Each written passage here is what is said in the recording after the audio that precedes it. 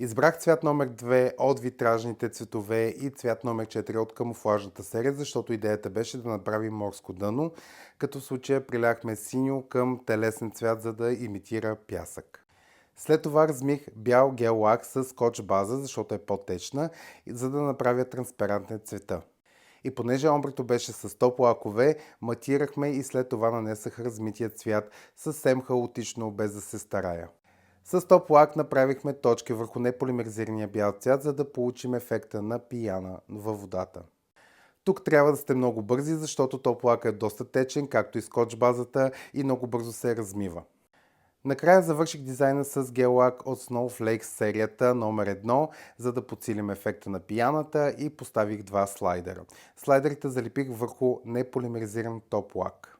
Когато работя с слайдери, ги харесвам най-много на мат топ, защото стоят като нарисувани и това е крайният резултат.